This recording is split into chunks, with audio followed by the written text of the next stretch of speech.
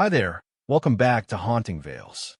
Tonight, we follow Hercule Poirot into a mystery bound by a symbol as old as time itself, the circle. But this circle is broken, shattered by secrets and betrayal. What began as a sign of unity has turned into a clue of division and death. Who broke the circle and why? What truth lies hidden within its fractured shape? Join us as Poirot untangles a puzzle where loyalty is tested, bonds are severed, and every answer only deepens the shadows. If you enjoy unraveling these mysteries, don't forget to like this video, subscribe to Haunting Vales, and ring the bell for more Poirot cases. Chapter 1. The Broken Circle. The autumn wind whispered through the tall elms of Hunter Grange, a great house, proud yet burdened with history, resting on the edge of the English countryside. Its high windows reflected a sun already sinking into bronze clouds, and the first lamps were being lit in the village below. Inside, the atmosphere was lively, yet tense, for this was no ordinary gathering. The Warings, a family of old money and older grudges, had come together for their annual tradition, a family photograph. Every year, since 1895, a portrait had been taken in the Great Hall, all members standing in a circle, hands clasped, faces forward. The Waring Circle, as it had been nicknamed, a symbol of unity, a promise of unbroken loyalty. But this year, something would be different. Poirot, ever meticulous, stood near the fireplace, his eyes alive with curiosity. He had been invited by Lady Constance Waring, an old acquaintance, and one who remembered fondly how Poirot had once untangled a scandal in Monte Carlo, not unlike the adventure immortalized in Agatha Christie's The Mystery of the Blue Train. Mon cher Poirot, she had written in neat blue ink, I beg you to attend our gathering at Hunter Grange. A family tradition is to be kept, but there is unease among us. I feel something will happen, and I should be comforted if you, with your little gray cells, were present. Poirot could never resist the invitation of une dame in distress. And so, here he was. The family gathered. Sir Edward Waring, the patriarch, thin and sharp-eyed, leaned upon his cane as though it were a scepter. His voice cut through the hall like the edge of a knife. Beside him stood his sister, Lady Constance, tall and dignified, her pearls catching the lamplight. The younger generation fanned out across the carpet. Philip, the heir, nervous and restless. Clara, his cousin, cool, distant, her gaze sharp as glass. Jonathan, the family's black sheep, whose return from South Africa had startled everyone. And sweet Marianne, the youngest, too innocent for the storm of suspicion that would soon engulf the Warings. At the command of Sir Edward, the photographer entered, a bulky man with spectacles, lugging his box camera and tripod. He had come every year, knew the ritual by heart. Ladies and gentlemen, he said with a practiced bow, shall we form a circle? And so they did. Each Waring took their place, arranging themselves around the circle rug, an ancient heirloom embroidered with roses and vines. Hands clasped, shoulders squared, eyes forward. The click of a shutter echoed, a flash of magnesium light. But Poirot, always alert, noticed it. One hand, in that perfect chain of hands, was hidden. Sir Edward's left hand curled behind his back. The circle was broken. Poirot's mustaches twitched. A small thing, a very small thing. But how often did the small thing lead to the great truth? He folded his arms and said nothing. Not yet, for Poirot knew the family's pride and their tradition. He would observe. He would wait. The dinner that followed was strained. Silver clattered against porcelain, but voices wove in false cheer. The family was restless, their eyes shifting, their words carefully chosen. Lady Constance, in her gracious way, steered the conversation toward Poirot's past triumphs. I recall, she said with a smile, How you uncovered the truth behind the murder of Roger Ackroyd. Edward here was certain the village gossip was correct. But you, Monsieur Poirot, you saw deeper, n'est-ce pas? Poirot inclined his head modestly. It was not gossip that revealed the murderer, madam. It was the psychology of the man himself. Always, the truth lies in human nature. The table murmured approval, but beneath the words, Poirot felt the tension coil tighter. As the dessert was served, syllabub, rich and heavy, a storm broke against the windows. The house shuddered, and the lamps flickered. Poirot's eyes went again to Sir Edward. The man had eaten little, spoken less. His hand, the same hand that had broken the circle, trembled slightly as he lifted his wine glass. And then it came, a sharp cry from Marianne. The glass fell, shattering crimson across the white cloth. Sir Edward slumped forward, the cane clattering to the ground. The circle had shattered more violently than anyone imagined. Chaos erupted. Clara screamed. Jonathan leapt from his chair. Lady Constance rang the bell furiously for the servants. But Poirot moved with quiet certainty. His hand rested upon Sir Edward's shoulder. Il est mort, et whispered. He is dead. The silence that followed was unbearable. And then suspicion. It passed like a shadow across each face at the table. The doctor was summoned, of course. A man of the village, round-faced and red-cheeked, who shook his head gravely. Poison, he muttered. That is my first impression. The lips, the color, yes. Poison. Poirot's eyes gleamed, but he said nothing aloud. In his mind, the case began to form, as delicate and complex as the roses embroidered upon the circle rug. Later, when the body had been carried to the library, Lady Constance approached Poirot. Her voice trembled. You see now, monsieur, why I asked you here. Something told me. Something warned me. This was no natural death. Poirot bowed his head.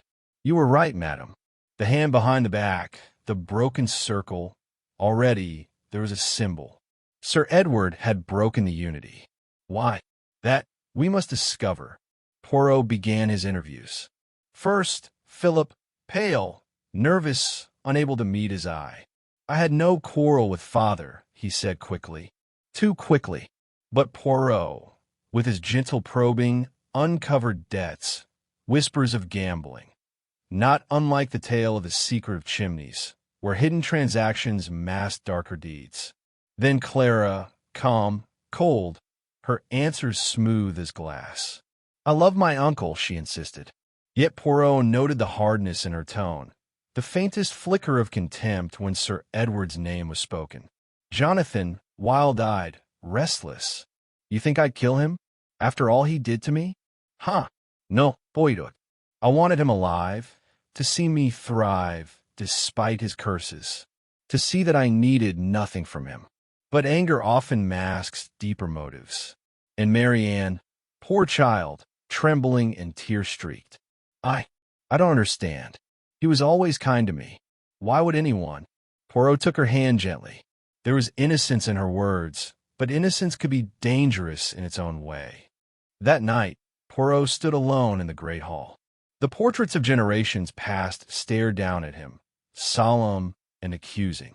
The air was heavy with secrets. He looked to the photograph that had been taken that evening, already developed, resting upon the mantel. The circle of the Warings, hands linked, eyes forward. And yet, the hand behind the back, the gap in the chain, a symbol of betrayal. Poirot's mustaches twitched once more. The little gray cells, he murmured. They begin to whisper, and soon they will shout.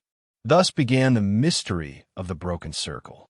A family torn by hidden resentments, a ritual corrupted, a death by poison, and a photograph that revealed more than words ever could. Poirot knew, before the week was out, he would uncover the truth. And the truth, as always, would shock them all. Chapter 2, Shadows Among the Family. The morning came heavy and gray, as though the very sky had dressed itself in mourning for Sir Edward Waring. A pale mist clung to the gardens of Hunter's Grange, blurring the statues and fountains until they looked like mourners wrapped in shrouds. Inside, the great house seemed restless, its silence broken by the occasional creak of timber or the distant, muffled sobbing of a maid. Hercule Poirot, ever punctual, descended the main staircase. His polished shoes tapped softly against the oak, each step measured, each sound sharp in the hush. He paused at the landing, gazing at the ancestral portraits that lined the wall. Generations of Warings stared back at him, proud men with hawk-like eyes, stern women in pearls and lace. They had watched over births, weddings, quarrels, reconciliations. Now, they looked down on a house fractured by death. Poirot's mustaches twitched thoughtfully. What a burden, he murmured to himself, to carry the past in every painted eye. The breakfast table that morning was no scene of domestic peace. The silver shone, the china gleamed, but the atmosphere was brittle. Each member of the family sat isolated, as though separated by walls of suspicion no eye could see. The servants moved with unusual clumsiness, nervous under the weight of the household's unspoken fear. Lady Constance, dignified despite her grief, presided at the head of the table. She wore a simple black gown, pearls at her throat. Her face was pale, but her eyes carried the calm of a woman who knew her duty was to endure. Philip, the heir, looked drawn and sleepless. He avoided Poirot's gaze, stirring his tea until it slopped over the rim. Clara sat rigid, posture perfect, her hands folded, her eyes as cold and still as glass. Jonathan sprawled carelessly in his chair, biting into a slice of toast with unnecessary force, his disdain for decorum written in every gesture. And Marianne, poor Marianne, she sat small and fragile, eyes red-rimmed from crying, untouched porridge before her. Poirot took his place quietly. He stirred his chocolate, tasted it, then set the cup aside. His eyes wandered the table, noting every detail, every flicker of movement, every silence. Finally he spoke. His voice was calm, measured, yet it carried an authority that drew all eyes to him. Mesdames et messieurs, forgive me. It is not pleasant, what we must discuss. But already, the gendarmes will come, and before they do, it is better that I, Hercule Poirot, understand something of your lives, your relations, your feelings toward poor Sir Edward. A silence followed, thick and uncomfortable. Then Philip shifted in his chair. You think one of us killed him, he said, his voice rough. Poirot spread his hands delicately. I think only this, monsieur, that death has come unnaturally into this house. That is not the hand of fate, but of man, or of woman. And I observe, last night, every one of you ate the same meal, drank the same wine. It was only Sir Edward who died. Already, that is very telling. Lady Constance raised a trembling hand. Do not speak so, Monsieur Poirot. Not so soon. It is too cruel. Poirot inclined his head gently. Pardon, madam, but cruelty is the poisoner's weapon, not mine. I bring only truth. And truth, alas, can never be delayed. He let his eyes rest on Philip, the heir. The young man's collar was slightly askew, his hair untidy. His fingers drummed against the table until he realized Poirot was watching, then clenched into fists. Sir Edward was a hard man, Philip said at last. He demanded everything, forgave nothing. But I am his son. Do you think I would poison him? Poirot's eyebrows rose slightly. You speak quickly of poison, monsieur. Yet I, myself, have not named it so. Philip paled, lips tightening. The doctor said, yes. The doctor gave his impression, and it may be that he was correct. But still, you leap to embrace the word. Perhaps your nerves? They're not calm this morning. Philip looked away, his jaw tight. Poirot's gaze shifted to Clara. She was poised, elegant, her hands folded neatly in her lap. She met Poirot's eyes without flinching. My uncle, she said in a cool, steady voice, was not beloved, but he was respected. I had no quarrel with him. Ah, mademoiselle, Poirot replied softly.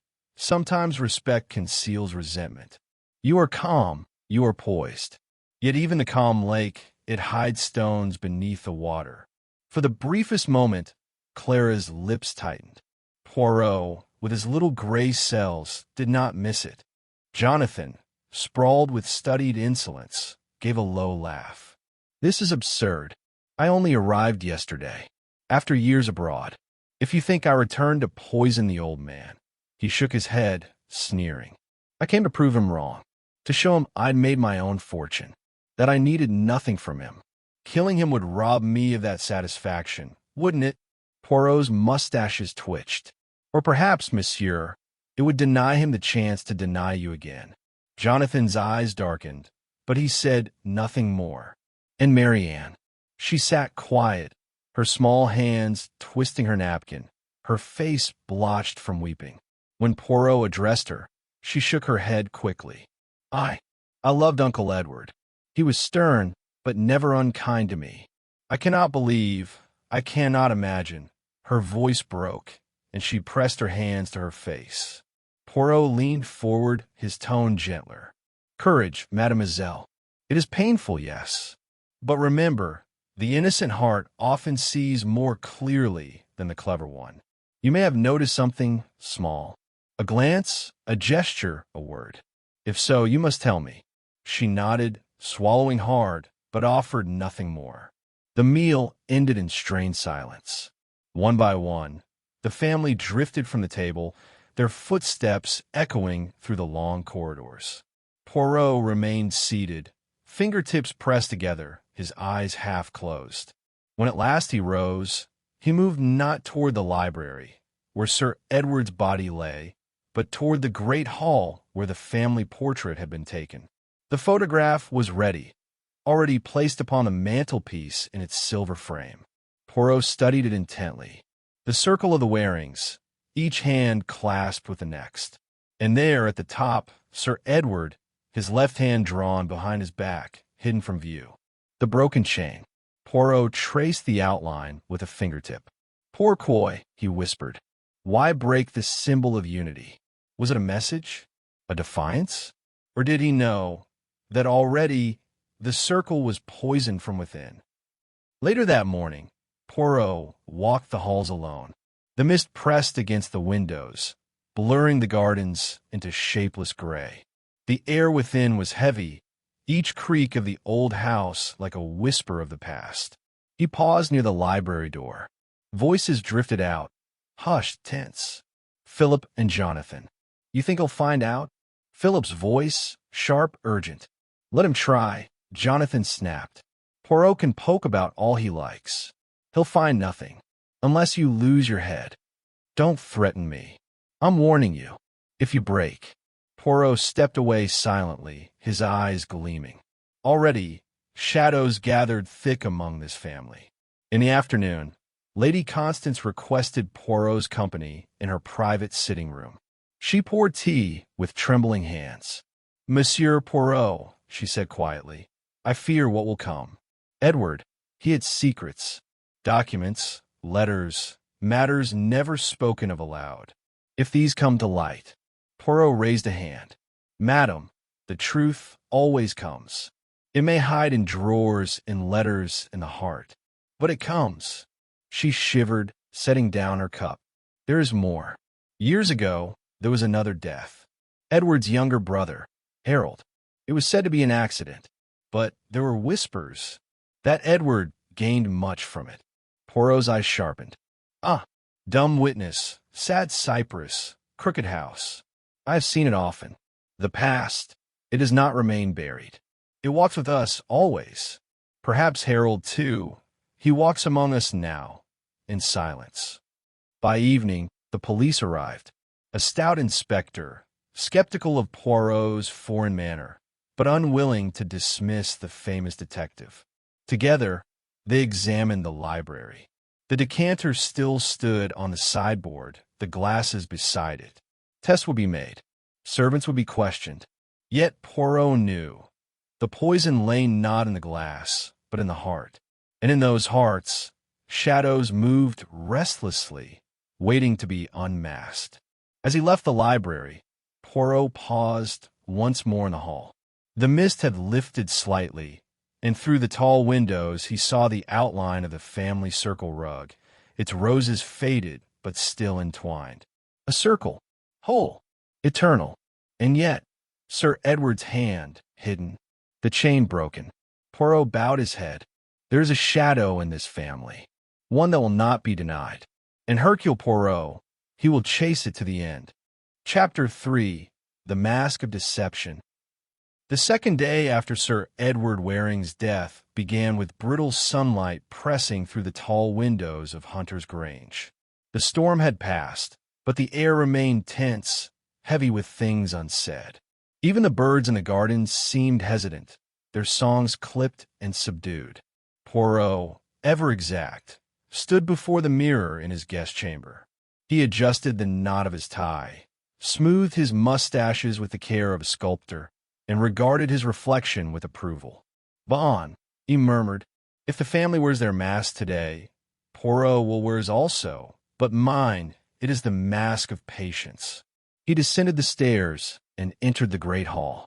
The family was already gathered, not by choice but necessity. The inspector had ordered them to remain in the house while inquiries were made. No one liked it. Clara's eyes were hard with disdain. Jonathan paced like a caged animal. Philip sat slumped in a chair, staring at the carpet. Marianne lingered near Lady Constance, clutching her arm as though to draw strength from her presence. Poirot's sharp eyes studied them all. In each face he saw a mask, some painted with grief, others with composure, some with indifference. But every mask, he knew, concealed something. The inspector, a stout man named Hadley, cleared his throat. "Routine matters," he said brusquely. "Statements to be taken. Alibis checked. Servants interviewed. You'll cooperate, of course." Jonathan sneered. "And if we don't?" Hadley scowled. "Then I'll see to it you regret it. I know this lot. Gentry or no gentry, you're no better than the rest when murder's afoot." Poirot intervened smoothly, his voice calm as silk. "Let us not quarrel, messers. Inspector Hadley, he has his duty, and Hercule Poirot, he has his method. Between us, perhaps we shall bring the light where there is shadow. Est si pas." Hadley grunted. "As long as we get results." Poirot began his quiet interviews, one by one. He chose Philip first. The young man came reluctantly into the library, where the body had lain only hours before. He sat stiffly in the chair opposite Poirot, his hands twisting together. "Monsieur Philip," Poirot said gently, "you are the heir. That is a heavy shadow, is it not? A great house, a great name, but also great debts." Philip flinched. How did you?" Poirot smiled faintly. "I have spoken with the solicitor. Sir Edward was strict, mais oui, but he was not careless. He knew of your ventures, your little risks at cards, the investments that soured. He meant to restrict your inheritance." Philip's face hardened. "So you think I killed him for money?" "I think," Poirot replied softly, "that money is often the motive most practical. But whether it is yours that we must see." Philip's eyes burned with anger, but he said nothing. At last, he rose abruptly and left the room, the door slamming behind him. Next came Clara. She entered gracefully, her gown immaculate, her manner composed. She sat with a stillness that was almost theatrical. "Madam," Poirot said, bowing slightly, "you are the one who shows no tears. And yet, perhaps you feel deeply." Clara's lips curved faintly. "I learned long ago that tears are wasted. Edward respected strength. He despised weakness. And you?" Poirot asked softly. "Did you despise him?" Her gaze did not waver. "He was cruel. He treated Jonathan with contempt, Philip with disdain, Marianne with indifference. He ruled this house like a tyrant. But I endured. Endurance is its own victory." Poirot's eyes glimmered. Endurance or hatred? For hatred, too, it can wear the mask of calm. Clara leaned closer, her voice dropping. I did not kill him, Monsieur Poirot, but if someone did, I cannot say I grieve. She rose, gliding from the room without a backward glance. Jonathan was next. He sauntered in, defiant, and threw himself into the chair. Save your questions, Poirot, he said with a smirk. I'll tell you straight. Yes, I hated the old man. He called me worthless, disowned me, sent me across the world with nothing. But I made my fortune. Gold mines in South Africa. I didn't need his money, his approval, or his blessing. Poirot steepled his fingers. And yet you returned. Jonathan's eyes narrowed. To show him. To see his face when he realized he couldn't break me. That's why I came. Poirot's voice was very soft. And when you saw that he would never give you recognition, only scorn. Did your anger burn too hot, monsieur? Jonathan laughed harshly. If I killed him, Poirot, I'd not waste poison. I'd have faced him man to man. I'd have made sure he knew. Poirot inclined his head. Perhaps, yes. And yet, sometimes a man who boasts of his strength chooses the coward's weapon. That, too, is a mask. Jonathan's hand clenched, but he forced a smile and rose, swaggering from the room. Marianne came last. She entered hesitantly, her face pale, her eyes swollen. She looked at Poirot as if for protection. You will find the truth, won't you? She whispered. Poirot softened. Always, mademoiselle. That is what Poirot does. Her voice shook. I heard them. Last night, after dinner, Philip and Jonathan. They were arguing in the hall. I cannot hear everything, but Philip said something about documents, and Jonathan told him to keep silent. Poirot's brows rose. Documents? That is interesting, très intéressant. Marianne nodded. I don't understand, but I was afraid. Poirot touched her hand lightly. You have done well to tell me. Courage, mademoiselle. Soon the shadows will lift. That afternoon, Poirot went walking through the long gallery of the house. His sharp eyes missed nothing. The dust on a shelf, the faint scent of tobacco in a room where none claimed to smoke, the curious absence of one ledger from the rows of Sir Edward's records. In the study, locked in a drawer, Poirot discovered letters. With Lady Constance's permission, he examined them. They revealed a quarrel between Sir Edward and Harold, the brother whose death had long been whispered about. Inheritance disputes, accusations of betrayal, and Sir Edward, always triumphant. Poirot murmured to himself, the past returns. Always it returns. One shadow, it stretches across generations. That evening, the family gathered again in the drawing room. The firelight flickered across strained faces. Poirot stood before them, calm, precise, his eyes bright. Mesdames et messieurs, he said, the masks begin to slip. Behind each, I see resentment, anger, fear. Sir Edward, he was not beloved. He was feared, and now he is dead. No one spoke. Poirot let the silence linger, then added, the truth, it hides, but not forever. The little gray cells they begin to see. Already, there are contradictions. Already, there are shadows. And soon the mask, it will break. His words fell into the heavy stillness like stones dropped into deep water. One by one, the family averted their eyes. And Poirot knew, behind those masks, secrets stirred, secrets that would soon demand to be revealed. Chapter 4. Veils of Treachery. The morning at Hunter Grange broke with a brittle silence. The storm had passed, but its echo lingered in the uneasy hush that filled the house. The servants moved with nervous haste. The family spoke little at breakfast. And above all, a sense of waiting hung in the air, waiting for the little Belgian to make his next move. Hercule Poirot descended the staircase with his usual precision, his shoes gleaming, his mustaches immaculately styled. To the casual eye, he appeared calm, almost leisurely. Yet beneath his composure the little gray cells worked furiously. He had seen cracks in the Warings' masks. Now he meant to tear away the veils they clung to so desperately. He began, as ever, with observation. The morning sun filtered through tall windows, catching dust motes in the hall. A smear on the banister. A faint scent of tobacco where none claimed to smoke. A ledger missing from Sir Edward's otherwise perfect rows of records. Little things, but Poirot knew well that it was in the little things that truth revealed itself. Lady Constance found him in the library, gazing at the hearth. Her face was drawn, her movements stiff, as if she carried the full weight of the family's disarray on her shoulders. "You are dismantling us, Monsieur Poirot," she said coldly. "Edward ruled this house, and now in death he still divides us. Can you not let us grieve in peace?" Poirot inclined his head slightly. "Madam, it is grief itself that hides beneath these veils. Secrets, they fester in silence. Better the truth, however bitter, than a lie that poisons all." Her lips tightened, but she said nothing. By mid-morning, Poirot had summoned the family to the drawing-room. Inspector Hadley stood by, his thick notebook at the ready, though his gaze betrayed irritation.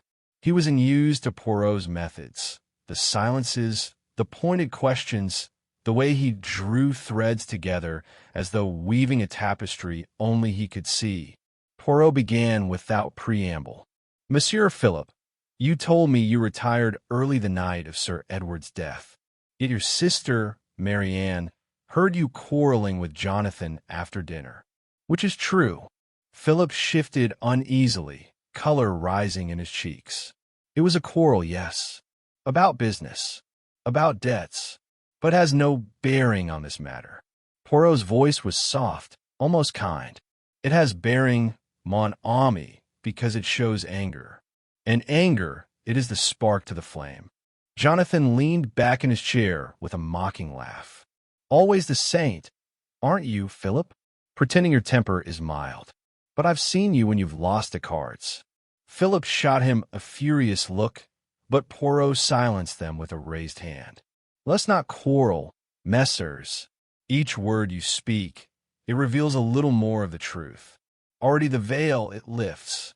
That afternoon, Poirot turned his attention to the servants. Alice, the young maid, trembled under his steady gaze as she described setting the wine glasses for Sir Edward's last meal. One glass, she admitted, bore a tiny chip on its rim, Sir Edward's chosen cup. Poirot's eyes gleamed.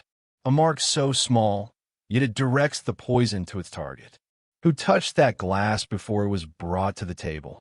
Alice shook her head, voice quavering. "It was left in the pantry for a time. Anyone could have, sir. Anyone." Poirot did not reply. He only stroked his mustaches thoughtfully, eyes half-lidded. It was later, while searching the study again, that Poirot found what he had suspected all along, a concealed drawer in Sir Edward's great desk. Within lay a sheaf of letters bound by ribbon. They were not the correspondence of a respectable country gentleman. They were the tools of coercion. Blackmail. Poirot read in silence. Accusations of fraud, of indiscretion, of ruin. And one letter, signed in a trembling hand, carried a name that startled even him. "Clara." "Edward, I beg you. If you reveal this, I am undone. Think of the children. I swear I will obey, but do not expose me." Poirot closed the drawer softly. "Ah, Madame Clara." The veil of dignity hides desperation. The woman of ice, she fears the flame. We confronted her that evening. Clara did not deny it. Her composure cracked only slightly, her hands trembling as she clasped them together. "Yes, Edward held it over me. A foolish speculation, years ago. If it had been made public, I would have been ruined. He knew it, and he enjoyed my obedience." Poirot regarded her with grave eyes. "And so you endured. But endurance, it has a limit. When the tyrant is no more, the prisoner is free, or she seizes freedom for herself." Clara's voice was low. "You think I killed him? Perhaps I wish I had. But I did not, Monsieur Poirot. Not I. Poirot inclined his head. Perhaps not. But others. Others also had reason. Later still, Poirot questioned Lady Constance again. He drew from her, with patient gentleness, the story of Harold, Edward's younger brother. Harold vanished, she whispered, staring into the fire. Edward said he was weak, unworthy. One day he was gone, with only whispers of disgrace left behind. But I never knew the truth. None of us did. Poirot's eyes narrowed. And yet the shadow of Harold falls still upon this house. Betrayal long past, it echoes through the years. Madam, you see, the veils are lifting, and beneath, what ugliness we find. That night, the house seemed restless. The corridors echoed with creaks and whispers. Each member of the Waring family withdrew behind locked doors, but in their hearts none could find peace. Poirot alone remained calm. He sat at his small desk in the guest chamber, pen moving with measured strokes across a notebook. Philip, debts, temper, quarrel with Jonathan. Clara, blackmailed, motive strong. Jonathan, hatred, pride, opportunity. Marianne, innocence but knowledge of quarrels. Lady Constance, secrecy tied to Harold's shadow. Poirot leaned back, eyes gleaming in the candlelight. The veils are falling one by one. Soon, the truth, it will stand naked. And then, Miss Amos, there will be no escape. He closed the notebook, extinguished the candle, and let the silence of Hunter's Grange press in like the weight of destiny itself. Chapter 5, The Final Revelation. Hunter's Grange lay in silence, as though even the ancient stones waited for judgment. It was the third night since Sir Edward's death, and every hour had deepened the tension within the family. Suspicion clung to each conversation. Doors were locked, eyes wary, voices sharp. The Warings no longer spoke as kin, but as prisoners sharing the same cell. Hercule Poirot sat in the library, his posture upright, his mustaches immaculately groomed. Before him, the fire burned low, its glow throwing long shadows across the paneled walls. He had summoned them all, the entire household. One by one they filed in, reluctant but compelled. Clara with her cool mask, Philip pale and drawn, Jonathan restless and scowling, Marian wide-eyed with dread, and Lady Constance wrapped in brittle dignity. Inspector Hadley stood by, his notebook clutched in his thick fingers, though his eyes betrayed impatience. Poirot rose. His voice, though soft, carried to every corner of the room. Mesdames, messieurs, the moment has come. We stand in a house veiled in secrecy. But tonight, he lifted a hand, finger pointed dramatically upward. Tonight, the veil shall be stripped away. A ripple of unease swept the room. Poirot paced slowly, his polished shoes clicking softly against the floorboards. Sir Edward Waring was not a beloved man. He ruled his family with cruelty, with suspicion, with the iron hand. Each of you wore the mask. Obedience, respect, endurance. But beneath the mask, there was hatred. There was fear. There was treachery. Jonathan sneered. Get on with it, Poirot. You made us all suspects. Which one do you want for your gallows? Poirot's eyes glimmered. Patience, monsieur. To rush the truth is to risk losing it. Step by step, we arrive. He turned toward Clara. You, madam, you were blackmailed. Sir Edward knew of your indiscretion, and he held it above you. You had cause, yet you endured. Clara's lips curved faintly. Endurance has always been my weapon.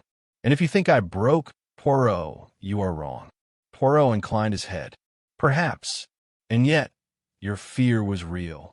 Next, his gaze moved to Philip. You, monsieur, you quarreled. Your debts weighed heavy. Your inheritance threatened.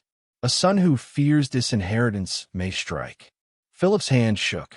No, I argued, yes, but I never would I. Poirot raised a hand. Calme, mon ami. I do not accuse. Not yet.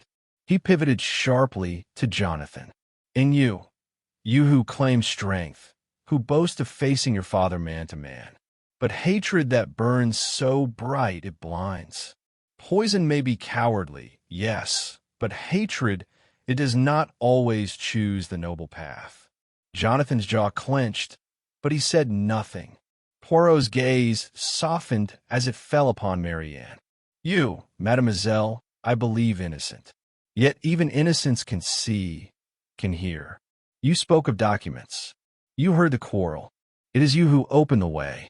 Finally, his eyes settled on Lady Constance. And you, madam, you spoke of Harold. Ah, Harold, the brother who vanished. But I say to you, his shadow never left this house.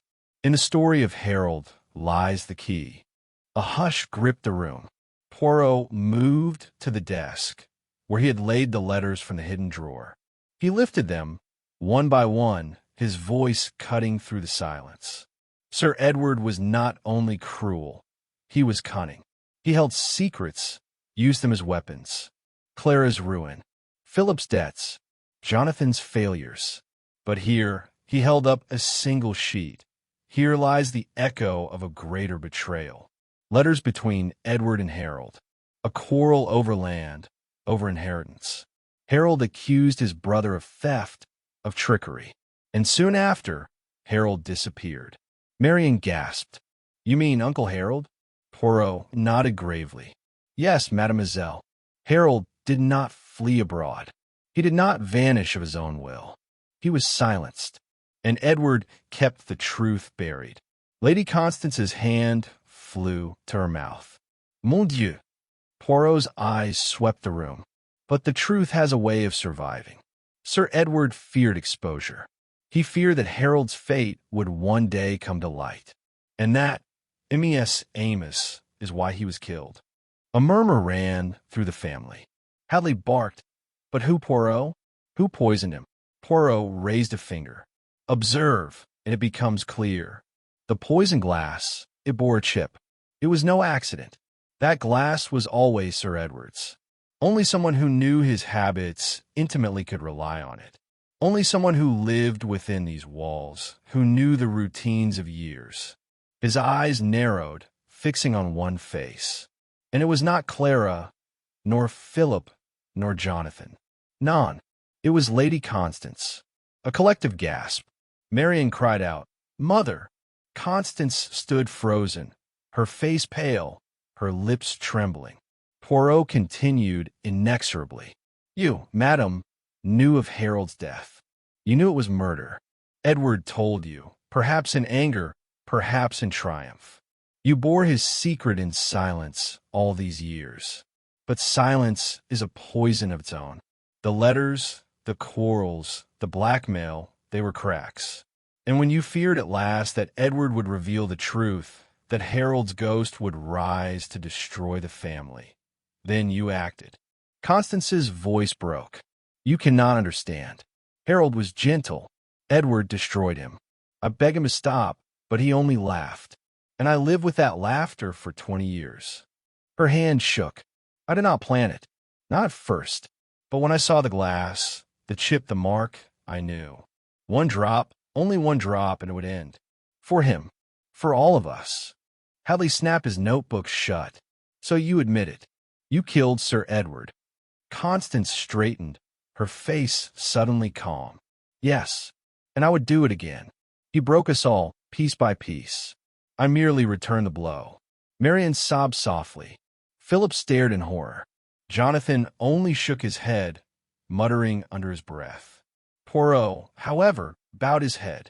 Madam, you sought justice in silence, but justice is not ours to take. It belongs to the law. Constance closed her eyes. Perhaps, but for the first time in my life, Edward cannot command me. The inspector led her away. The family remained stunned, as though the very walls of Hunter's Grange had cracked. Poirot gathered his hat and cane. At the doorway, he paused, looking back at the shattered circle of the Warings. Mess Amos, he said softly, the circle is broken, yes. But from the shards, perhaps you may build anew, if you have the courage. Remember, lies divide. Only truth unites. He stepped into the night, leaving silence in his wake. And now, dear listeners, the mystery stands revealed. Betrayal, silence, vengeance, all veiled in the dignity of an old house until Hercule Poirot tore aside the mask. If you enjoyed The Broken Circle, a Hercule Poirot mystery, do not let the story end here. Subscribe for more journeys into the shadows, more puzzles for the little gray cells, more tales where secrets unravel under the sharp gaze of Poirot himself. Until next time, watch the faces around you. For behind every mask, there may lie a secret waiting to be uncovered.